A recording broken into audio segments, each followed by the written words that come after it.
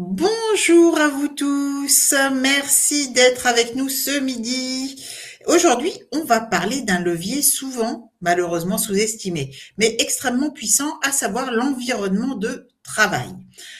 On parle beaucoup de motivation, d'engagement, de leadership, enfin, j'en parle beaucoup, mais très peu de la chose la plus évidente finalement, notre corps, qui est notre premier outil de travail. Et quand cet outil est mal géré ou mal réglé, eh ben, la performance chute. En tout cas, c'est quelque chose que personnellement, j'ai constaté. Alors, pour démarrer, je vous propose une expérience relativement simple, j'allais dire un petit peu bête, mais surtout très très simple. Donc, redressez-vous exagérément. Alors, je le fais également, non pas pour vous montrer, mais parce que ça fait du bien. Alors, redressez-vous exagérément, bombez le torse. Vous avez vu, moi, j'ai mis aujourd'hui une jolie petite médaille, voilà, pour vous faire honneur. Regardez droit devant et respirez profondément. Vous devez ressentir des choses. Maintenant, penchez-vous vers l'écran. Enroulez les épaules et rentrez la tête. Bon, je pense que vous avez dû comprendre là où je voulais en venir. C'est pas hyper ni agréable ni pratique pour travailler. Et pourtant, je vous assure qu'il y a des gens qui prennent des décisions dans cette posture complètement rentrée. Personnellement, je préfère me redresser, respirer et être bien dans mon corps pour être bien dans ma tête. Et aujourd'hui, justement pour être bien dans notre corps et dans notre tête, j'ai invité Audrey. Audrey, que vous avez dû déjà, si vous suivez nos webinaires depuis un moment, vous avez dû déjà rencontrer Audrey, qui est coach sportif et ostéopathe, enfin, d'abord ostéopathe. Nous nous sommes posés en tout cas toutes les deux cette question. Et si cette année on faisait différemment, on pensait différemment, si on arrêtait de considérer notre corps comme un simple support de travail, pour enfin le reconnaître comme un vrai levier de performance, d'engagement et de prévention. Santé et ergonomie, protéger, motiver, performer. Parce qu'un poste bien pensé, un poste de travail bien pensé, fait gagner de l'énergie et de la performance. Audrey, peux-tu te présenter un petit peu plus en avant que ce que j'ai fait là? Donc, bonjour à tous. Comme disait Corinne, je suis ostéopathe dans le 14e à Paris et aussi coach sportif à domicile, en one-to-one, ça peut être aussi à l'extérieur. Donc là, ici, mon rôle est de vous accompagner pour réduire les douleurs type TMS, donc les troubles musculo-squelettiques, la fatigue, le manque de motivation et même la perte de concentration, donc là, au travail. Donc, moi, j'interviens en entreprise, donc ça peut être en webinaire comme aujourd'hui, mais aussi sur place et pour discuter de plein de thèmes différents. Donc là, aujourd'hui, ça va être sur l'ergonomie, mais on parle aussi des automassages en entreprise, des douleurs en fait qu'on peut avoir aussi en entreprise, donc type TMS. Donc voilà, là il y a une petite pastille, le petit O qui représente les ostéos sur la slide. C'est notre marque de fabrique avec mon mari. On travaille tous les deux dans notre cabinet d'ostéo et on a créé des podcasts sur Spotify et sur Apple Podcasts sur la santé de manière générale. Donc n'hésitez pas, c'est les ostéos. Donc voilà pour le petit. Merci beaucoup Audrey. Plume and Bise, pour ceux qui nous connaissent, je fais vite. Alors Plume and Bise, la mission que j'ai donnée à cette entreprise qui est née en tout début, le 9 janvier 2023, donc on a maintenant un petit peu plus de 3 ans. Ma volonté, c'est vraiment d'aider à améliorer cet environnement de travail, le contexte de travail, pour que chacun y retrouve une place épanouissante dans le temps. Et mon objectif, c'est vraiment que tout le monde comprenne, accepte et soit finalement le soutien ou le support à la fois des dirigeants qui souvent se retrouvent très très seuls avec leurs contraintes, leurs obligations, les managers qui eux-mêmes sont sous hyper pression, et puis tous les opérationnels, quel que soit le poste, qui, eux, ont des attentes bien légitimes et qui, souvent, ne sont pas compris ou mal appréciés par les managers et les dirigeants. Donc, ma volonté, c'est vraiment de travailler, de repenser ce monde du travail pour que chacun y trouve une place et qu'il puisse s'y épanouir à moyen long terme. Nos clients, ce sont essentiellement des PME de 15 à 300 employés, donc ce qu'on appelle les ETP. Donc, ce sont des organisations relativement larges. Nous avons également des clients qui sont dans le monde public. Plumenbiz est une société qui est certifiée Calliope, donc nous donnons des formations qui sont finançables par les OPCO et je suis moi-même consultante RH pour BPI France. Alors, pourquoi finalement nous attachons aujourd'hui, pourquoi j'ai voulu mettre en avant ce sujet de l'ergonomie au travail? Eh bien, c'est parce que très souvent, j'aide et j'accompagne des PME et des branches, des filiales d'ETI ou des services d'ETI à diagnostiquer les risques invisibles, à réduire les troubles musculo-squelettiques, donc les TMS, et l'absentéisme, à améliorer l'engagement par des actions concrètes, mais aussi à intégrer l'ergonomie dans la démarche QVCT et que tout ça soit cohérent, et enfin à former les managers à devenir des acteurs de la prévention. Si vous êtes dirigeant ou RH, vous le savez, vous ne pouvez pas vous permettre une performance fragile. Et l'ergonomie, ce n'est pas un gadget, c'est un levier stratégique RH. Et donc, l'objectif, quand j'interviens dans des entreprises, c'est pas d'en faire plus, c'est de faire mieux. Avant de démarrer, comme je ne connais pas, ni moi ni Audrey, vos profils, avant de démarrer, on va vous demander avec Audrey de noter dans le chat votre motivation à nous rejoindre aujourd'hui pour ce webinaire. Rapidement, voilà. Qu'est-ce que vous attendez de nous? L'idée, c'est vraiment de nous éclairer pour que l'on réponde mieux à vos enjeux finalement. Dites-nous si vous êtes un dirigeant, un RH, un manager, un collaborateur, un consultant, peu importe. Mais quel est votre profil et votre motivation à rejoindre notre webinaire aujourd'hui? Je vous invite également à poser vos questions dans le chat. Quand je suis en webinaire, je suis vraiment focus sur mon discours, sur ce que j'essaye de partager avec vous. Donc, posez vos questions. Audrey, si elle a la réponse, elle vous répondra au fil de l'eau. Quand Audrey parlera à ce moment-là, moi, je pourrai vous répondre également. Et sinon, on reprendra l'intégralité de vos questions à la fin de notre webinaire pour vous répondre. Et donc, pour être au plus près vraiment de vos problématiques, de vos enjeux courants. Vous avez également la possibilité, je le dis tout de suite, mais je le redirai à la fin, vous avez la possibilité de télécharger la présentation. Et nous avons souhaité aujourd'hui avec Audrey vous faire plus un atelier qu'un webinaire où vous subissez finalement notre discours. Vous allez voir, il y a beaucoup d'interactions, beaucoup d'exercices, beaucoup de temps de partage collectif durant notre webinaire.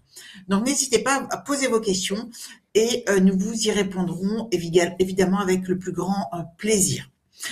Donc, je vous propose, pour démarrer, la question suivante. Combien d'entre vous travaillent actuellement dans une posture non optimale? Là, tout de suite. Est-ce que vous êtes bien installé? Donc, on a fait l'exercice, rentrer, bomber le torse, tout ça, respirer. Hein.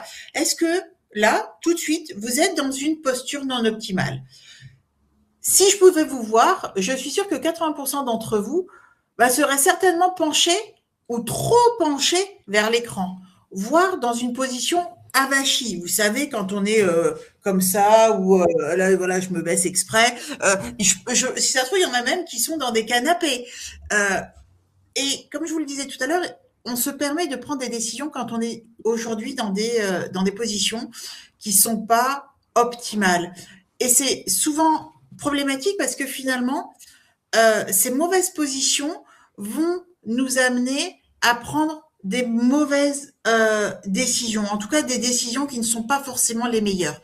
Donc, maintenant qu'on a vu, on verra aussi tout à l'heure avec Audrey, ben, pourquoi finalement ces positions nous amènent à gâcher notre énergie et prendre des mauvaises décisions. Enfin, quand je dis mauvaises, c'est extrême. Des décisions peut-être pas forcément les meilleures. On est souvent aussi dans des chaises qui sont trop molles. Enfin bref, j'avance. Premier petit sondage. Vous avez un bouton de call to action sur votre écran. Normalement, c'est sur la droite de votre écran. Et donc, j'ouvre les votes et je vous demande de répondre à partir de ce bouton de call to action. Donc, sur une échelle de 1 à 5, comment évaluez-vous votre confort au travail? Très inconfortable, plutôt inconfortable, ça va, confortable, très confortable. J'ai ouvert les votes, je les ai ouverts. Où est-ce qu'ils sont? Je les ai ouverts, Audrey, tu les vois? Je les vois pas. Alors, ouvrir les votes. Ouais, normalement, c'est bon. Enfin, en tout cas. Ah oui, ils avaient disparu en bas. Voilà. Merci à vous tous. Merci de votre participation. Et j'enchaîne tout de suite avec une deuxième question. Est-ce que votre entreprise a déjà fait un diagnostic ergonomique structuré? Même chose, j'ouvre les votes. Donc, dans la première question, ce que l'on a pu voir, c'est que globalement, vous êtes bien dans votre confort au travail.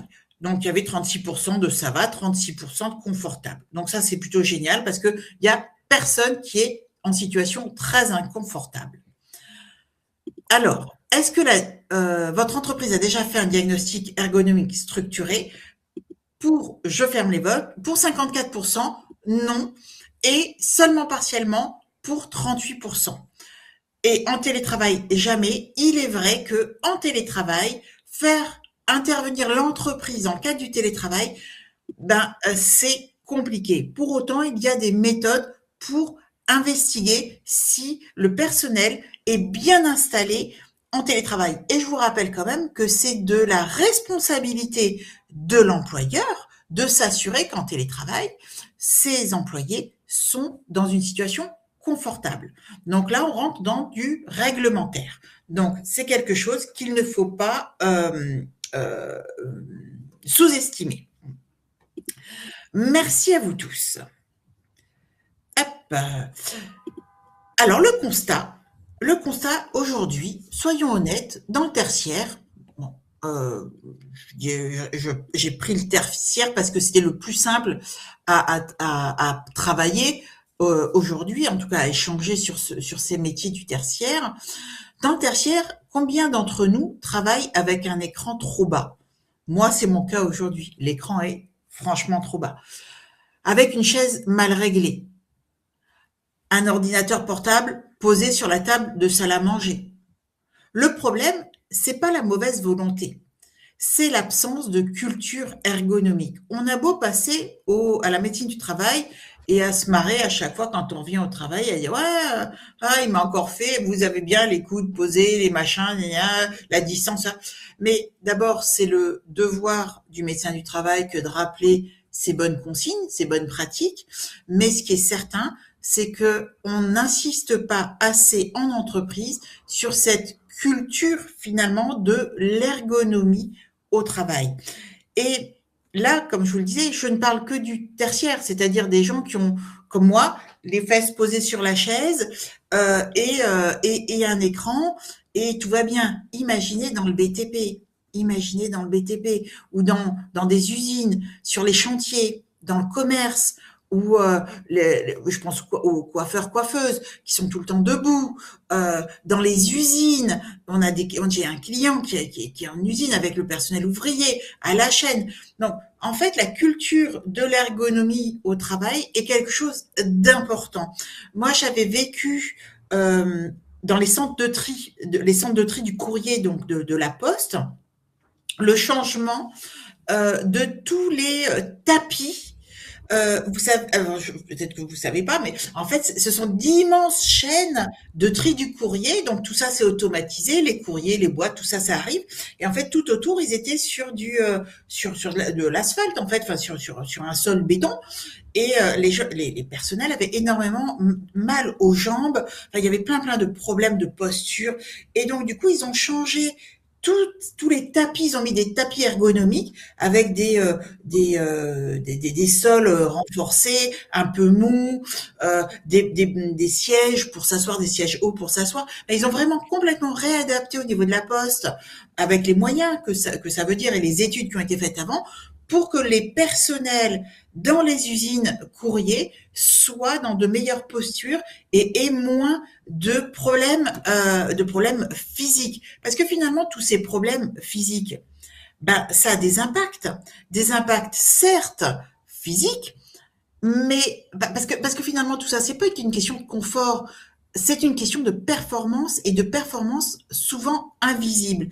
Et un salarié qui va se réinstaller 20 fois par jour, vous savez, on gigote, qui va cligner des yeux parce que l'écran, je sais pas quoi, il a mal aux yeux, il a la lumière qui lui arrive sur l'écran, enfin bref, quelqu'un qui va compenser une douleur, comme je vous prends mon personnel dans l'usine, qui va se tenir le dos, pendant tout ce temps-là, finalement, ça va faire de la dépense d'énergie cognitive. C'est inutile.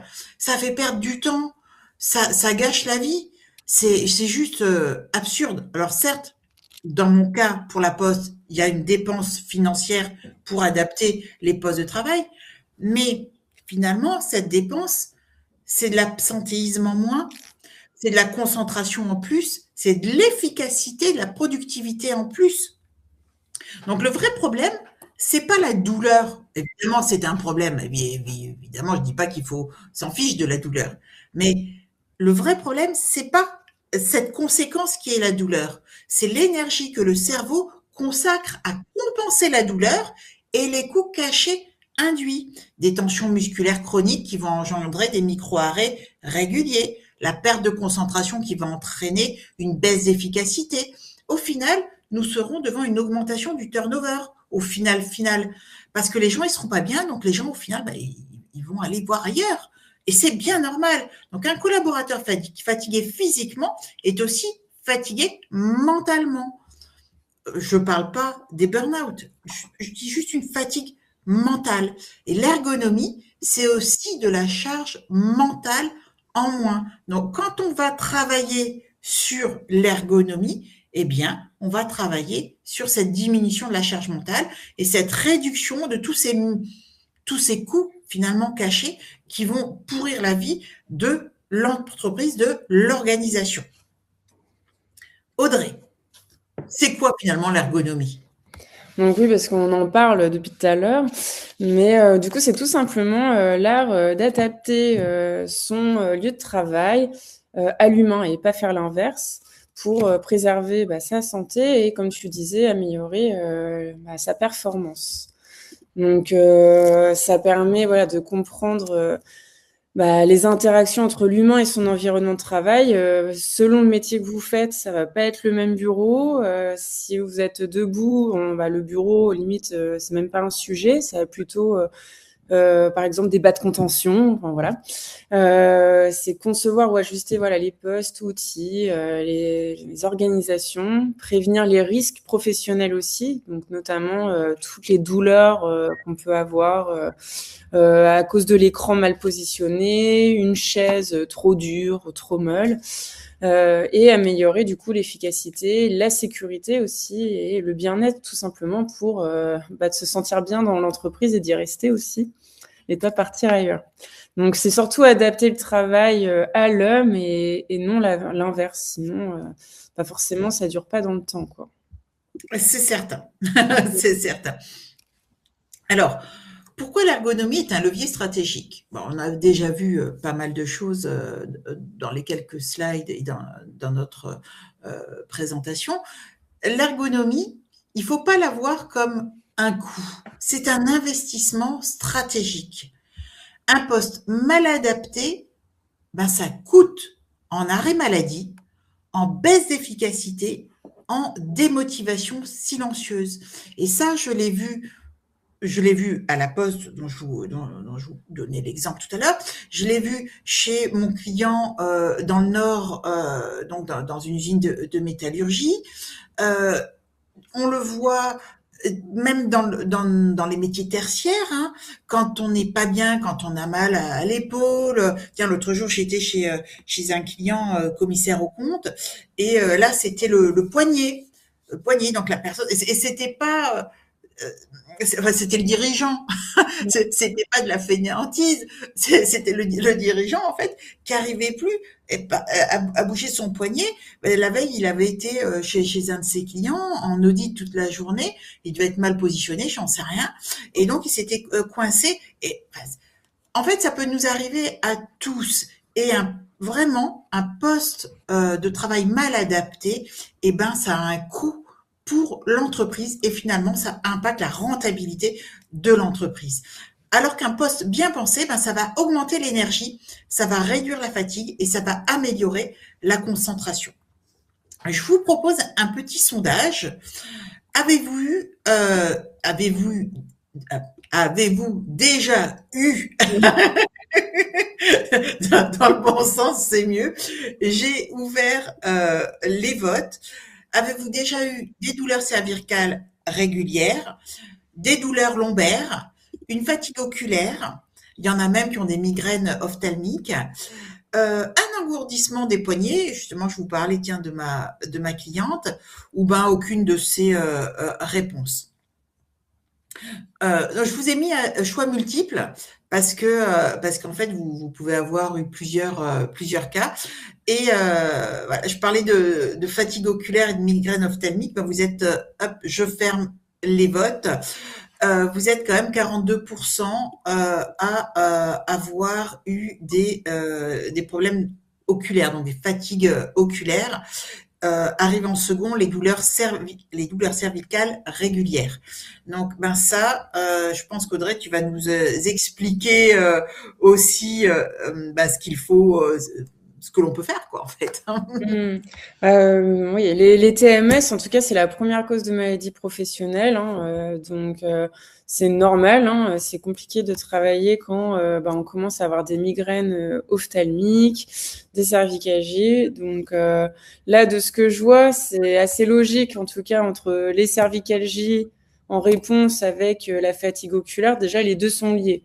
On a rarement des fatigues oculaires non associées aux cervicalgies. En général, on a les deux quand c'est chronique. Donc là, comme on a dit, il y a les cervicalgies, lombalgies. On n'a pas vu beaucoup, 3 personnes quand même. C'est aussi très courant. Lié à plutôt la position, les jambes croisées et des antécédents aussi au niveau bas du dos. Les tendinites, ça c'est vraiment aussi l'épaule, le poignet, c'est très courant à ce niveau-là. Le syndrome du canal carpien, donc on est au niveau du poignet. C'est souvent lié à la souris, pas ergonomique. On va en reparler après. Donc ça tombe pas du ciel, quoi. Ça s'installe progressivement de manière générale. C'est plutôt chronique, c'est plus de 3 mois, et ce sont tout simplement des micro-contraintes répétées, que ça soit au niveau du poignet avec la souris, le clavier, c'est le mouvement vers l'avant quand on a un écran pas assez lumineux ou juste une vue où il faut la corriger. Pendant des heures, des années, c'est normal, et souvent on attend que la douleur soit installée pour manifester. Donc voilà. Après on a l'ergonomie moderne ne consiste pas à se tenir bien droit. Là, le tiens-toi droit, c'est plus d'actualité. Le t-shirt ergonomique, je sais pas si vous allez me poser la question, mais c'est no way, hein, on n'y touche pas. Donc c'est surtout ça repose sur des piliers, sur 5 piliers. Donc là qu'on voit sur la slide, la posture neutre, mais neutre à votre façon, c'est-à-dire vous pourrez pas avoir la même position chacun par rapport à son sport. On peut aussi avoir une activité sportive, donc on va pas avoir la même tenue. L'ajustabilité, donc de ce qu'on a, il faut avoir quand même une chaise qui s'ajuste un minimum ou un bureau. La variabilité, c'est hyper important. C'est ce qui va vous permettre aussi de pas saturer, par exemple, au niveau des yeux, donc de bouger d'un siège à un autre. Si vous êtes en open space, bah, en fait, ça peut être aussi entre le matin et l'après-midi de pouvoir changer d'environnement. Et aussi l'environnement sensoriel, c'est important d'avoir quand même un lieu où vous entendez pas les cris de vos enfants si vous êtes au télétravail, donc mettre un casque anti-bruit potentiellement. Bah, quand on est au travail, bah, réussir en tout cas avec ses collègues à avoir un environnement assez stable et être en autonomie. Donc voilà, déjà, si déjà avec ça on arrive, c'est déjà pas mal, hein, 5 piliers. Donc au niveau de la posture neutre, on va en reparler. Donc là, on a 3 femmes qui ont 3 postures différentes. Il n'y a pas vraiment de position idéale, hein. On répète, hein, c'est vraiment après entre avoir l'écran bien trop loin, les bras tendus pendant des heures, on est d'accord que au niveau des cervicales, des trapèzes, ça va mettre en tension. Vous pouvez rester déjà juste 1 minute les bras tendus, même si vous êtes absorbé par votre écran. Ben, ici, au niveau des épaules, ça travaille. C'est juste que vous n'êtes pas conscient à ce moment-là. D'avoir l'écran trop près, à l'inverse, bah, c'est aussi des tensions. C'est toujours pareil. C'est souvent trapézalgie, épaules, voire les poignets. On va avoir les poignets qui se cassent. Du coup, là, sur la photo, typiquement, si on est trop proche, on peut pas avoir un bon alignement entre l'avant-bras et le poignet. Ce qui est quand même important, c'est de respecter son angle de poignet. Et quand on voit sur la 3e image, qui est, on va dire, standard, c'est d'avoir les pieds à plat. Bon, là, la personne a des talons, mais voilà, ils sont posés au sol, les jambes pas croisées. Avoir aussi l'assise bien horizontale, les cuisses plutôt horizontales et le dos sur le dossier, quoi. Ça porte son nom, c'est d'essayer d'avoir au moins ce dos posé au repos. En fait, il faut être le plus feignant possible hein, quand même. Donc au travail, c'est bête, hein, on a l'impression que voilà, se tenir droit, du coup, il faut tenir tous ses muscles, mais non, en fait, c'est plutôt à côté. De potentiellement faire un sport qui permet de gainer un petit peu. Et naturellement, vos muscles vont être actifs, mais sans forcer. Il faut surtout pas en fait que ça soit dans le trop. Donc là, en fait, la position de l'écran est à peu près à un bras à distance. Donc la personne est à peu près bien au niveau la distance avec les yeux. Les bras, bon là, sont à 90 degrés, ça peut être plus ou moins, hein, on n'est pas non plus à 1 degré près. Hein, là, c'est vraiment l'idéal, mais ça ne veut pas dire que c'est la bonne position pour vous. Et surtout, si vous travaillez debout, si vous n'êtes pas du tout devant un bureau, enfin voilà, ça dépend aussi de votre poste. Donc, le plus important, c'est d'avoir les pieds à plat. Croiser les jambes, c'est une personne sur 2. Hein. Donc, si vous êtes déjà sujet aux lombalgies, ça a un gros impact. Ça crée aussi des sciatiques. Le fameux nerf que vous avez en dessous de la fesse, bah, il est pincé et plus pincé d'un côté. Donc, vous avez une chance d'avoir un nerf qui soit contraint de vous faire mal. Et après, le dos soutenu, ça, plus ou moins. C'est pas forcément... Par contre, les poignets en neutre, ça, c'est hyper important. Donc, on va sûrement en reparler, mais la souris ergonomique qui permet d'avoir le poignet pas totalement en pronation comme ceci. Vous avez 2 os ici. Donc, quand vous faites ça, ils sont en torsion. Donc, si vous réduisez un peu le degré avec les souris debout comme ceci, ça vous permet d'avoir moins de tension et tout ce qui est canal carpien, tendinite jusqu'à l'épaule, bah, ça soulage quand même. Mais le plus important, c'est le mouvement. C'est d'avoir voilà, un poste où vous pouvez quand même bouger, une chaise qui bouge aussi. C'est surtout ça, en fait, plus que la posture. Donc, en exercice collectif, on va faire un petit point sur... là, on a 5 points. Mon écran est à hauteur des yeux. OK. Donc ça, c'est les choses positives. Mes épaules sont relâchées. 3e point, mes pieds sont à plat. 4e point, mon dos est soutenu. 5e point, je peux bouger facilement. Est-ce que Voilà. Est-ce que vous avez un score? Est-ce que vous avez au moins un des 5 points, tous les points? Qu'est-ce que ça donne pour vous? En tout cas, vous voyez bien que si vous êtes entre 0 et 2, bah, voilà, il y a une chance d'avoir des troubles musculo-squelettiques associés. Si vous arrivez en tout cas à être plutôt bien sur tous ces points, bah, il y a déjà, c'est très bien. C'est juste après, on n'est pas fait pour rester assis toute la journée, hein, on est d'accord? Donc, mais ça montre déjà un côté positif. Mais déjà, de s'évaluer comme ça, c'est déjà un bon point. Voilà. Je vois Laurie et Jean-Philippe qui nous disent qu'eux, ils sont à 5. Donc, ils sont parfaits. C'est Voilà, génial. le taf, c'est clair qu'après, on doit avoir bah, déjà voilà, les bases, c'est-à-dire de l'ergonomie, voilà. Et après, c'est de trouver pourquoi on a encore mal. Donc, pourquoi on a ces cervicalgies chroniques alors qu'on a toutes ces bonnes positions. Ça peut être vraiment lié à aussi faire un check-up visuel aussi, hein, et avoir par exemple des lunettes avec pour les écrans, tout simplement des lunettes de repos. Ça aide énormément. Alors, moi, ce que j'ai regardé, j'en ai profité pour regarder, en fait, ce que vous aviez noté dans le chat sur vos métiers et puis votre intention en nous rejoignant aujourd'hui.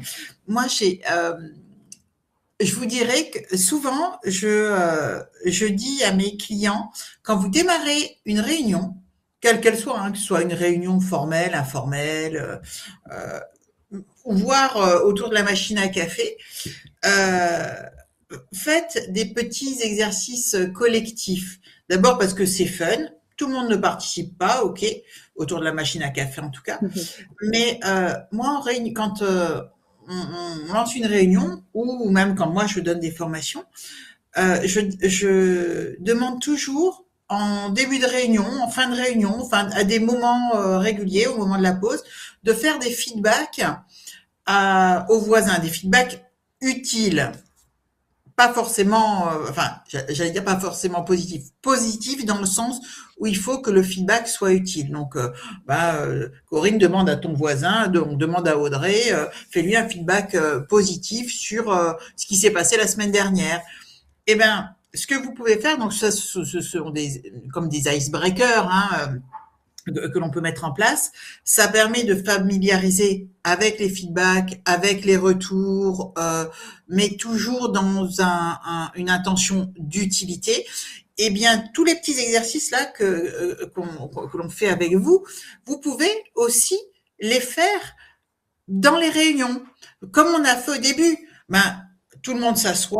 Avant de partir dans notre sujet, je vous propose de rentrer la tête, baisser, et faites, dès que vous avez la possibilité finalement de faire ce petit exercice collectif, celui-là ou d'autres, voilà ce qu'on vient de voir, là ce qui est affiché à l'écran, hein, mon écran est-il à la hauteur, vous choisissez des items qui vous parlent et qui sont cohérents pour une réunion. Alors évidemment, mon écran est à hauteur des yeux quand on est en réunion, sauf à être en télétravail et en vidéoconférence, sinon c'est pas forcément pertinent.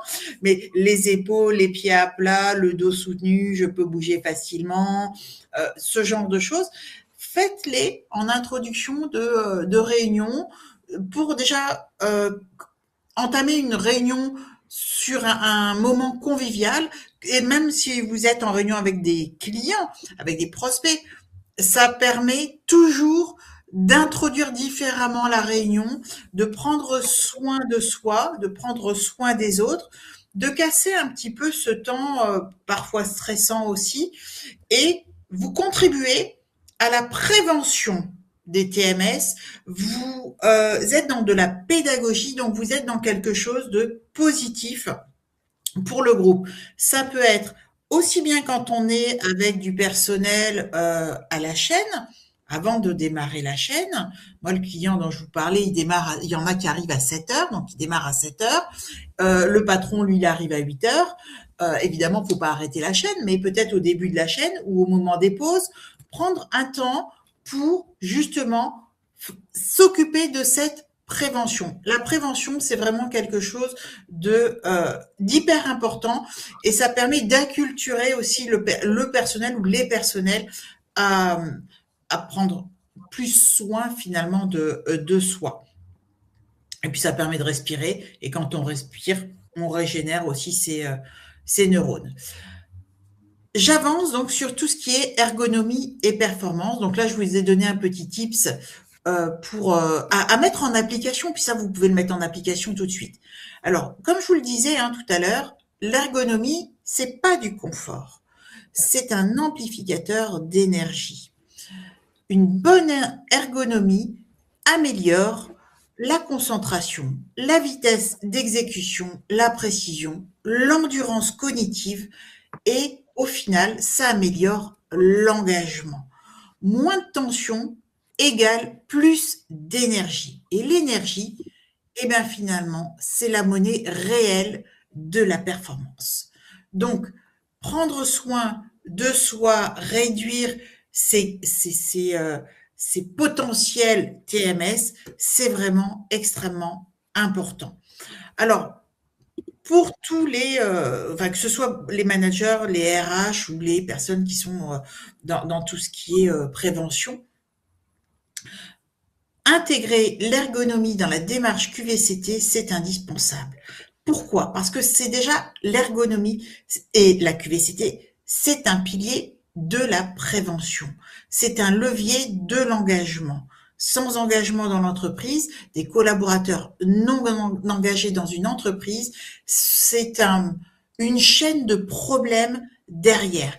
Perte de productivité ou baisse de productivité, désengagement du collectif, perte de performance, départ, absentéisme. C'est une plaie à gérer dès que l'on est dans le désengagement.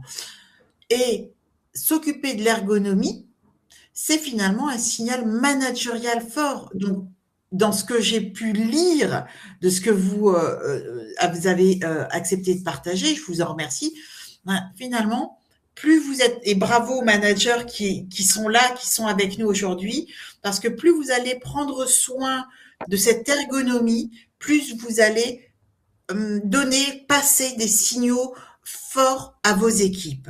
C'est un indicateur également de maturité RH. Si on en est finalement à s'occuper de l'ergonomie, c'est qu'il y a plein d'autres choses au niveau RH qui ont déjà été traitées, ou en tout cas qui vont être traitées. Parce que quand on travaille sur l'ergonomie, on a forcément identifié tout un tas d'autres points clés à gérer, à s'occuper, à accompagner dans le mieux. Et quand une entreprise investit dans les postes de travail, quel est le message qu'elle passe? C'est simple, votre santé compte, chers collaborateurs. Et ça, c'est un levier d'engagement énorme. Et derrière, évidemment, vous pouvez jouer de vos actions concrètes, sur tout ce qui est marque employeur. Vous allez pouvoir faire des témoignages, etc., etc., au-delà d'avoir résolu certains problèmes de performance quand il y a des problèmes de performance. Un petit sondage, c'est le dernier. Hop, je le mets en route. Selon vous, quel est le frein principal à l'amélioration ergonomique? Parce qu'en fait, souvent, moi, je vois dans les entreprises dans lesquelles je passe, l'ergonomie, c'est pas quelque chose qui est prioritaire. Finalement, ça va quoi. On a mis des postes de travail, on a fait ce qu'on a pu. Il y a la sécurité, on s'en est occupé. Après, ouais, ils ont peut-être mal à la tête, mais bon, alors on va mettre des écrans bleus. Mais en fait, il n'y a pas de réflexion profonde derrière l'ergonomie au travail. Et ça, c'est quelque chose d'important. Alors, je vois dans vos réponses, on a, je ferme les votes, vous avez 30%, c'est le budget. 30%, un manque de connaissances, 30%, c'est la culture d'entreprise. Donc, ce n'est pas la culture d'entreprise. Mais c'est exactement ça, en fait. Dans les exemples que je vous ai cités, voilà, non, mais c'est bon, on a déjà mis ce qu'il faut en place. L'ergonomie, c'est subalterne, quoi. On va pas non plus. Puis ça a un coût. Voilà, bah ouais, on va pas s'en occuper, puis en plus ça nous coûte. Donc non quoi. Mais tout ça, ça repose sur un manque de connaissances. Et surtout, moi je trouve, pour travailler avec d'autres dirigeants, dans des clubs de dirigeants, en fait l'ergonomie, c'est souvent quelque chose qui passe après le reste parce qu'en fait on sait pas, on connaît pas en tant que dirigeant, on connaît pas toutes les conséquences négatives d'une mauvaise ergonomie au travail. On sait pas, on ne mesure pas les conséquences d'un poste de travail mal adapté sur la performance, sur la rentabilité de l'entreprise. Et en fait, tout ça, ça se mesure. Et quand on est responsable euh, RH ou responsable, euh, même un manager, mais responsable sur la qualité de vie au travail ou sur tout ce qui est sécurité, hein, c'est ça qu'il faut aller chercher pour prouver aux dirigeants, à la direction, que finalement ces problèmes ergonomiques vont avoir des conséquences sur la rentabilité même de l'entreprise. Et donc les problèmes de budget, ben ils sont un peu tronqués. Oui, ça coûte peut-être d'adapter les postes de travail, mais en attendant, ça permettrait d'accélérer la performance de l'entreprise. Alors, on vous propose avec Audrey un plan d'action très simple, 5 étapes. Un diagnostic rapide. Donc ça peut être fait en interne, ça peut être externalisé. Un diagnostic rapide. Les diagnostics, il faut qu'ils soient rapides, hein. Si c'est le truc qui dure une semaine, ça peut plaire à tout le monde et rien n'est fait. Les documents uniques d'évaluation des risques professionnels, donc les DUERP, sont là pour aussi établir ces diagnostics. Donc, il faut les faire, ces DUERP, il faut les faire annuellement. C'est important de les faire, c'est important de les suivre, c'est important d'y mettre des plans d'action. C'est important de les partager avec les directions, avec les managers, avec les collaborateurs. Un DUERP, un document unique d'évaluation des risques professionnels qui reste dans le placard ou sur l'ordinateur, ça sert à rien, ça fait perdre du temps, c'est juste pour répondre à la réglementation. Et je vous rappelle quand même que les DUERP, dès qu'on a un salarié dans l'entreprise, c'est obligatoire. C'est obligatoire d'évaluer les risques professionnels dès qu'on a un collaborateur. Et je travaille avec un monsieur qui a 80 ans qui ne fait que des documents uniques d'évaluation des risques professionnels, surtout pour le BTP et dans tout ce qui est alimentaire. Eh bien, malheureusement, la plupart du temps, il est consulté pour faire les documents uniques d'évaluation des risques quand il y a eu un problème, c'est-à-dire quand le dirigeant est attaqué, voire quand il arrive au pénal, parce que c'est de notre devoir, c'est de notre responsabilité en tant que dirigeant, hein, entrepreneur, dirigeant, de prendre soin de la santé et de la sécurité de nos employés. Donc ça, c'est quelque chose qu'il ne faut absolument pas oublier. Tout comme quand on fait les entretiens professionnels, j'y pense parce qu'en ce moment j'en fais, les entretiens professionnels sont des entretiens obligatoires qui peuvent amener à une amende de 3 500 € abondée en abondement sur le CPF, mais lors de ces entretiens, on va parler justement de la qualité de vie au travail, peut-être des soucis, en dehors de ce qui est purement réglementaire, c'est-à-dire le salaire, les évolutions de salaire, la formation et la mobilité. On va parler aussi de tout ce qui est sécurité, bien-être au travail. Donc, c'est important de les faire, outre les amendes potentielles. Et puis c'est important de faire les enquêtes également sur les risques psychosociaux. C'est important de les faire annuellement pour repérer les problèmes potentiels et nourrir les documents uniques. Le bon plan d'action, donc parce que je suis partie sur autre chose, un bon plan d'action.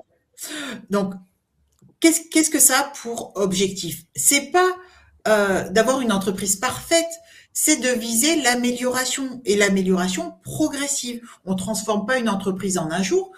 Et classiquement, il faut avoir en tête quand même qu'on peut réduire de 30% les tensions en quelques semaines avec un bon plan d'action.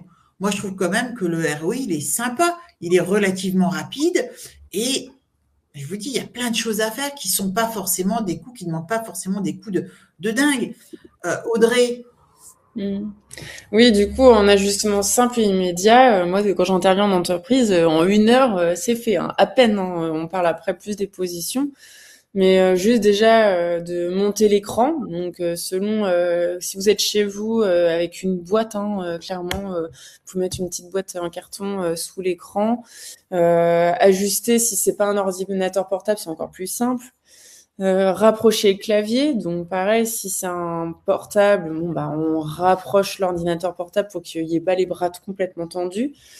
Et sinon, si c'est un ordinateur classique avec clavier, bah, le clavier proche de vous, plutôt plat, pas les claviers inclinés, pour éviter toujours pareil d'avoir ce poignet surélevé. Donc sinon, là, vous utilisez direct vos extenseurs et bah, en fait, au bout d'un moment, ça crée des petites tendinites. Hein. C'est normal. C'est pas du tout parce que vous êtes faible, c'est normal. Euh, soutenir aussi bah, les lombaires. Donc ça, c'est les chaises, les fauteuils ergonomiques. Parfois, au bureau ou chez soi, si on a investi, après, ça sert à rien d'investir dans des gros fauteuils. Hein. Vraiment, le principal, c'est de bouger. Mais vous avez au niveau de la cambrure, donc au niveau des lombaires, un maintien plus solide qu'on peut parfois ajuster, qui se monte ou qui se descend. Moi, j'ai déjà intervenu en entreprise où les personnes ne savaient même pas que ça pouvait se régler. Du coup, l'objet était resté au niveau des thoraciques, quoi, beaucoup trop haut. Donc, selon sa taille, voilà, c'est important de le régler dans le creux des lombaires pour en fait garder cette cambrure naturelle. Donc, c'est une option, c'est pas non plus miraculeux, mais ça aide un petit peu quand voilà, on a du mal à se tenir bien. Les pieds à plat, donc ça c'est l'essentiel. Je sais, le croiser les jambes, ça c'est tout le monde, mais vraiment de croiser les jambes, ça peut être un gros problème pour la vascularisation au niveau du genou, à l'arrière du genou. Vous comprimer les veines. Donc en fait, si vous avez une mauvaise vascularisation, des varices, les jambes lourdes, en fait vous empiétez sur la vascularisation. Donc juste de croiser les jambes pour ça, ça peut être compliqué. Et après ça remonte au niveau des lombaires avec la fameuse sciatique. Et ça crée un petit déséquilibre au niveau des lombaires aussi. Donc les pieds bien à plat, ça répartit le poids aussi un petit peu. Bah, en fait, vous avez plus tout le poids en contrainte sur les hanches. En fait, si vous mettez vos pieds à plat, vous sentez normalement, naturellement, que le poids, il se rééquilibre un petit peu. Donc ça, c'est un point important. La règle des 20-20-20, donc ça, c'est d'avoir, c'est au niveau des yeux, surtout qu'on a une fatigue oculaire, de regarder, bon, c'est une règle, mais on n'est pas obligé de respecter totalement, mais c'est de regarder 20 pieds devant soi, donc c'est à peu près le bout de la pièce, hein, c'est 6 mètres, pendant 20 secondes, toutes les 20 minutes. Donc, ça demande, voilà, mais en soi, c'est normal de ne pas regarder son écran, de le lâcher en fait toutes les 20 minutes. Déjà, c'est un bon point pour la fatigue oculaire. En fait, c'est que sinon, vous accommodez plus, votre œil en fait n'accommode plus du tout, ce qui accentue la myopie. Hein. C'est pour ça qu'on a même des étudiants en médecine, après 1 an à bûcher sur leur écran, se retrouvent avec des lunettes juste à cause de cette accommodation qui n'est pas faite au quotidien. Donc voilà, ça c'est hyper important aussi comme point. Alterner les positions, bon bah clairement en fait quand là tout à l'heure je vous ai dit de vous enfoncer sur le dossier, vous pouvez aussi vous mettre totalement sur le rebord de votre assise pour aussi avoir une tenue comme si vous étiez sur un ballon. Donc votre bassin il va se modifier un petit peu. C'est vraiment vous mettez au bord de votre chaise, vous n'allez pas avoir la même position aussi parce que vous allez vous tenir aussi normalement sur vos pieds bien à plat. C'est aussi une posture. Donc on peut aussi voilà changer, se mettre au fond et de changer toutes les heures quand même. C'est pas mal. Le assis debout, là j'ai vu qu'il y avait une personne qui avait un bureau qui permettait. C'est très bien le bureau debout, mais après c'est pas toute la journée parce que là on revient sur la vascularisation. C'est-à-dire que de rester debout, c'est comme les vendeuses, c'est comme les coiffeurs. Au bout d'un moment, les veines, c'est le sang part vraiment de bas vers le haut, vers le cœur. Il y a un côté feignant chez les veines par rapport à l'artère. Ça se contracte pas. Ça a besoin de vos muscles. Ça a besoin d'une pression. Donc, c'est pour ça qu'on conseille des bas de contention parce que ça vient comprimer la veine et ça permet au sang de remonter. Sinon, c'est la petite balle de tennis. Quand vous êtes chez vous, vous mettez ça au sol et vous massez la plante de pied pour en fait activer le côté veineux. Et quand on est au travail, c'est d'alterner, de pas rester.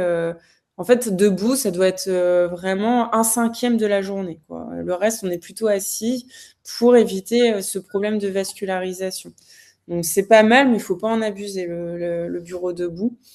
Et selon aussi si on est sujet aussi à ces jambes lourdes, surtout chez les femmes. Mais, donc après, il y a la lumière, adapter la lumière. Donc soit vous avez un environnement très lumineux et tant mieux, vous n'avez pas besoin d'avoir un spot, une lumière. Si vous avez aussi la lumière qui vient en fait gâcher l'écran, enfin vous voyez pas tout votre écran, pareil pour les yeux, c'est pas l'idéal. Donc trouvez de la lumière, enfin faut que ça soit agréable, même au niveau de la luminosité pour vos yeux aussi, pour le bien-être des yeux. La souris adaptée, j'en ai parlé tout à l'heure, donc c'est vraiment la souris ergonomique. C'est des frais, mais clairement quand je vois mes patients qui ont changé entre la souris classique et la souris ergonomique, quand on est vraiment sujet, parce qu'on ne fait pas de musculation adaptée pour l'épaule, en fait, ça reste un outil. C'est d'aller chercher cette souris, ça permet de mettre moins de tension. Donc, c'est important aussi, cette petite souris. Les pauses actives, donc ça, pour boire aussi, boire de l'eau. Parce que l'hydratation, on pense pas parfois à ça, mais ça peut créer des migraines, donc des fatigues oculaires, d'être déshydraté. Donc si vous êtes toute la journée à parler aussi, à avoir beaucoup de call, on oublie de boire. Pendant 1 heure, on boit plus. Cette déshydratation crée des inflammations. Donc oui, c'est pas juste par manque de sport. On est tous à peu près déshydratés de manière générale. Donc 1,5 litre, 2 litres quand on est sédentaire. Quand on est sportif, c'est plus, c'est au-delà de 2 litres. Plus on vieillit, moins on a soif et plus moins on a de teneur en eau dans le corps. Donc c'est malheureusement pas logique, mais plus on vieillit, plus on a besoin de boire. Donc, faut penser aussi à l'eau. Le thé, ça fonctionne pas. Ça déshydrate. Le café aussi. Thé, café, ça déshydrate. Même s'il y a de l'eau dedans, ça a un effet diurétique. C'est stimulant. Il y a plein de bonnes choses, mais faut boire de l'eau à côté pour équilibrer. Donc déjà, si avec ces 10 ajustements, vous les avez en tête, ça peut régler déjà pas mal de choses, que ça soit cervicalgie, lombalgie et fatigue oculaire. Merci beaucoup, Audrey. Et du coup, en fait, on va vous poser une question. Si vous deviez améliorer une seule chose dès demain ou dès cet après-midi dans votre environnement de travail, ce serait quoi? Donc, on vous a proposé Audrey vous a proposé 10 pistes. Vous pouvez partager dans le chat ou vous mettre votre propre objectif finalement. Mais je pense qu'il est important pour chacun de finalement de dire tiens, moi je vais pouvoir boire plus de l'eau, on a bien compris. Ou changer de position, faire plus de pauses actives, voilà. Donc c'est quelque chose d'intéressant de vous poser cette question et puis surtout derrière d'agir. Alors pour finir notre webinaire, je vais partager cette phrase simple. Un poste mal géré coûte plus cher qu'une chaise adaptée. En fait, la vraie question, c'est pas combien ça coûte, c'est combien ça coûte de ne rien faire. Si vous deviez retenir une seule chose aujourd'hui, l'ergonomie n'est pas du confort, c'est de la performance durable. Et c'est ce message-là que j'espère que nous vous avons passé, c'est celui-là en tout cas que vous avez retenu, et c'est celui que j'aimerais que vous reteniez en tout cas. merci pour ce moment partagé. Pour tout le collectif, tous les petits ateliers qu'on a essayé de mettre en place. Pas facile quand même en visio quand on voit pas, quand on vous voit pas. Euh, alors j'ai vu la question donc par rapport au DUERP. Ben oui, en fait c'est tous les ans, mais c'est pas compliqué de faire évoluer un DUERP tous les ans quand on a mis un plan d'action et que finalement on tient à jour ce plan d'action. Moi, chez mes clients, je vois que ce qui est le plus dur, c'est quand en fait on ne tient pas ce DUERP, quand on n'utilise pas ce document comme un outil. Or, ce n'est qu'un outil pour prévenir les TMS, s'assurer que la sécurité est en place et aller vers le mieux. Donc, il faut vraiment utiliser le DUERP comme un outil au même titre que l'on utilise Excel ou je ne sais quoi d'autre. Et même chose, donc pour les DUERP, il faut impérativement garder, archiver les versions précédentes pour pouvoir prouver si tant est qu'il y ait le besoin à un moment donné, hein, il faut pouvoir prouver que ben, ça a évolué, des choses ont été faites, etc., etc. Donc ça c'est important de l'avoir en tête et de le garder en tout cas là. On va revenir sur vos questions. Peut-être que Audrey, tu as vu des questions. En tout cas, avant de vraiment passer, enfin finir sur les questions, merci beaucoup, merci à vous tous d'avoir été là ce midi avec Audrey, avec moi. Merci beaucoup Audrey d'avoir été mon invitée aujourd'hui. Avec plaisir. N'hésitez pas à nous noter. Je sais que vous recevez un petit email ou je crois qu'il y a un petit pop-up qui s'affiche pour nous noter. S'il vous plaît, notez-nous. C'est quelque chose qui est important pour nous, ce qui est important pour que nous puissions progresser également. Commentez, mettez-nous des commentaires. Dites-nous si vous avez des sujets que vous aimeriez que l'on aborde dans un prochain webinaire.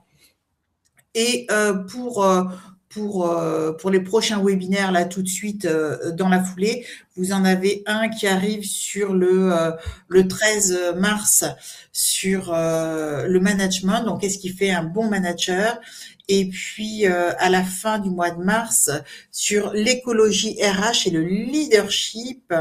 Donc là, ce sera avec un coach de dirigeant, Sébastien Hennequin, qui est également quelqu'un d'absolument formidable et qui travaille sur la performance mentale, notamment pour les grands sportifs, les athlètes. Et donc, voyons s'il y a des questions. Audrey, tu en as peut-être vu. Non, c'est pas des questions, c'est des rajouts. Il y avait le tapis ergonomique là pour la souris, qui est très bien aussi. Voilà, c'est des options. C'est toujours pareil, c'est toujours mieux de bouger. Mais voilà, ce sont des options quand on ne fait pas de sport et qu'on est toute la journée au travail, quoi. Il faut. J'adore le commentaire de Jean-Philippe sur le DUERP.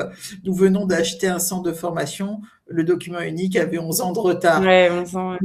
Mais c'est dingue. Moi, j'ai vu dans le monde public un document unique qui faisait 283 pages. Non, mais qui va lire 283 pages?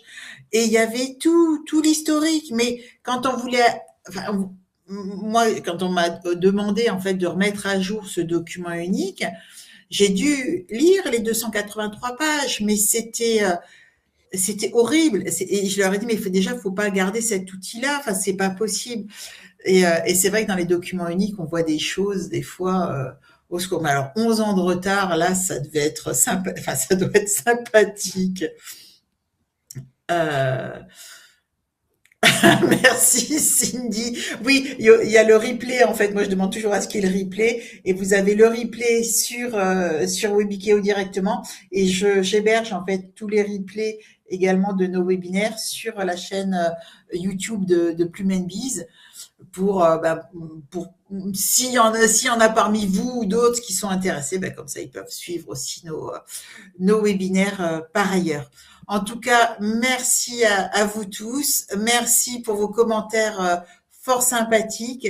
J'espère vraiment qu'on a répondu à vos attentes, que vous avez pu piocher des bonnes pratiques, des idées N'hésitez vraiment pas, vraiment faites ces icebreakers en début de réunion, durant les pauses, peu importe.